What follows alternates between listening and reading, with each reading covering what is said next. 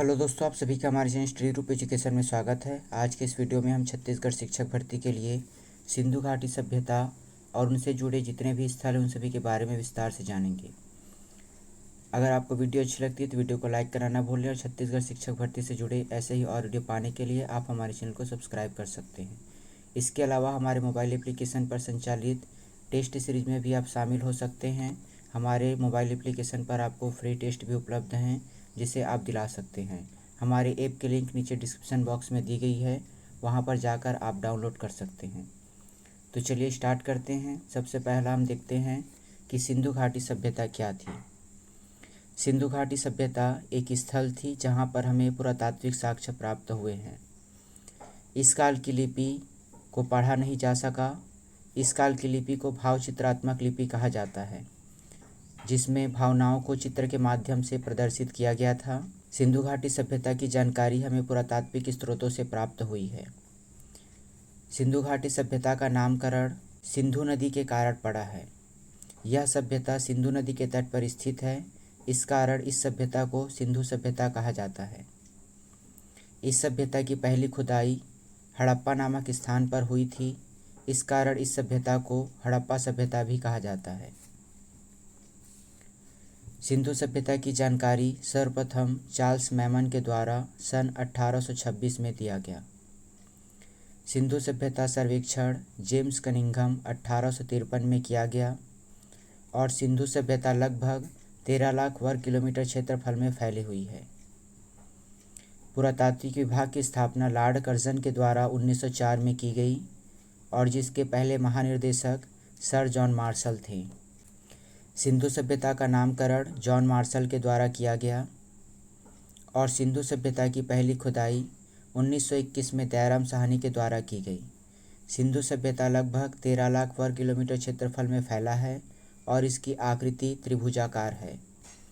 सिंधु सभ्यता को विश्व का पहला शहरी सभ्यता होने का गौरव प्राप्त है और इसका विकास लगभग 2500 ईसा पूर्व से 1750 ईसा पूर्व तक माना जाता है।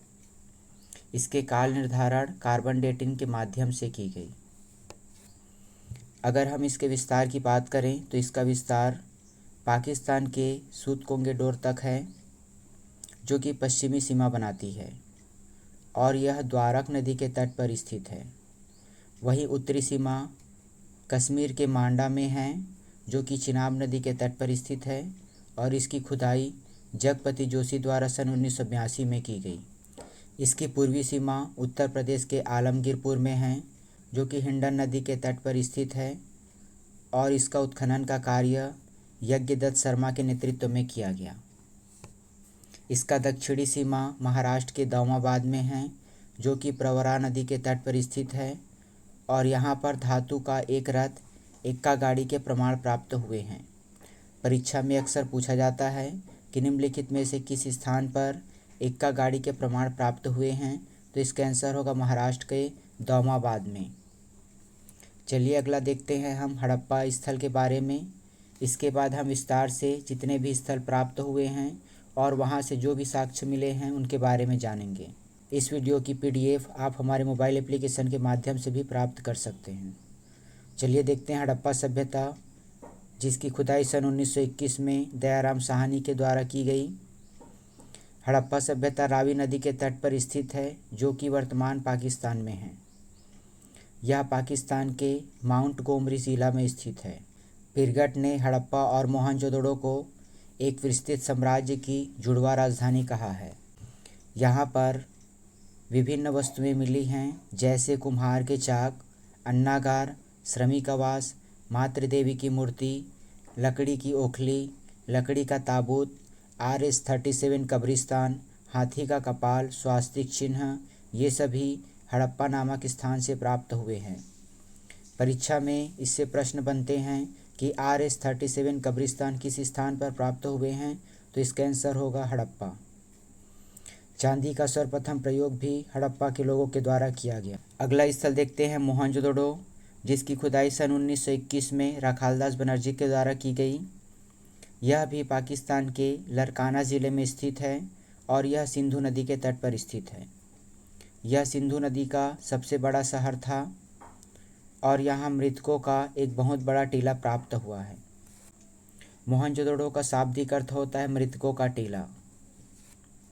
यहाँ से प्राप्त वस्तुओं की बात करें तो यहाँ पर पुरोहितावास, घर में कुआं, विशाल स्नानागार, अन्नागार, सूती वस्त्र, स्वास्तिक चिन्ह, सबसे चौड़ी सड़क, सभागार, पशु शिव, कांसे की नर्तकी की मूर्ति और तांबे के ढेर प्राप्त हुए हैं। इससे परीक्षा में प्रश्न पूछा जाता है कि कांसे की नर्तकी की मूर्ति किस स्थान पर प्राप्त हुए हैं, तो इसका आंसर होगा मोहनजोदड़ो। इसके अलावा विशाल स्नानागार या अन्नागार से भी प्रश्न पूछे जाते हैं। मोहनजोदड़ो का अन्नागार सिंधु सभ्यता का सबसे बड़ा भवन या इमारत थी। स्वास्तिक मोहर सर्वाधिक मोहनजोदड़ो में प्राप्त हुए हैं। इसका निर्माण सिलखड़ी से हुआ था। अगला स्थल है चन्हुदड़ो, जिसकी खुदाई सन 1931 में गोपाल मजुमदार के द्वारा की गई। यह पाकिस्तान में सिंधु नदी के तट पर स्थित है और यह एकमात्र ऐसा शहर था जो दुर्ग रहित था। यही एक औद्योगिक शहर है। यहाँ पर प्राप्त वस्तुओं में पहली वस्तु थी मेकअप की सामग्री यहाँ प्राप्त हुई है। लिपस्टिक, शीशा, मनका, गुड़िया, सुई, अलंकृत ईंट, बिल्ली का पीछा करता हुआ कुत्ता यहाँ पे प्राप्त हुए हैं। यहाँ से एक प्रश्न पूछा जाता है कि मनका बनाने का कारखाना किस स्थान पर था, तो इसका आंसर होगा चन्हुदड़ो। इसके अलावा इसकी खुदाई किसने की और इसके सन को भी याद रखना है। अगला स्थल है रोपड़, जिसकी खुदाई यज्ञदत्त शर्मा के द्वारा सन 1953 में की गई। यह पंजाब में सतलज नदी के किनारे पर स्थित है और यह मानव के साथ साथ पालतू पशुओं का भी शव मिला है। यह भी परीक्षा में पूछा जाता है कि मानव के साथ पालतू पशुओं के शव किस स्थान पर प्राप्त हुए हैं, तो इसका आंसर होगा रोपड़। इसके अलावा यह प्रश्न बनता है कि रोपड़ किस राज्य में स्थित है, तो इसका आंसर होगा पंजाब राज्य। अगला है ऐसा ही शव नवपाषाण काल में जम्मू कश्मीर के बुर्ज होम में भी मिला था। अगला स्थल है बनावली, जिसकी खुदाई रविंद्र सिंह के द्वारा की गई और यह हरियाणा राज्य में स्थित है। इसके समीप रंगोई नदी है। यहाँ जल निकास की उत्तम व्यवस्था नहीं थी, जिस कारण घरों में सोख्ता मिला है। यहाँ की सड़कें टेढ़ी मेढ़ी थी। अगला स्थल था कालीबंगा, जिसका अर्थ होता है काली मिट्टी की चूड़ी। यहाँ से अलंकृत ईंट, चूड़ी, जोता हुआ खेत, हल और हवन कुंड मिले हैं। परीक्षा में इससे प्रश्न पूछा जाता है कि कालीबंगा का शाब्दिक अर्थ क्या है, तो इसका आंसर होगा काली मिट्टी की चूड़ी। जुता हुआ खेत किस स्थान पर प्राप्त हुए हैं, तो इसका आंसर होगा कालीबंगा। हवन कुंड किस स्थान पर प्राप्त हुए हैं, तो इसका भी आंसर होगा कालीबंगा।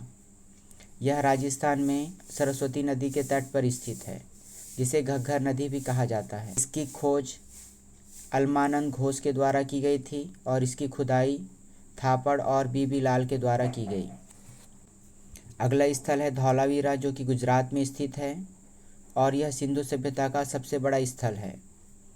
इसकी खुदाई रविंद्र सिंह बिष्ट के द्वारा की गई। धौलावीरा से एक प्रश्न पूछा जाता है कि सिंधु सभ्यता का सबसे बड़ा स्थल कौन सा है, तो इसका आंसर होगा धौलावीरा। धौलावीरा किस राज्य में स्थित है, तो इसका आंसर होगा गुजरात। इसके अलावा गुजरात में एक अन्य स्थल है जिसका नाम है सूरकोटदा। यहाँ से कलश, समाधान, घोड़े की हड्डियाँ मिली है। इसकी खुदाई जगपति जोशी के द्वारा की गई।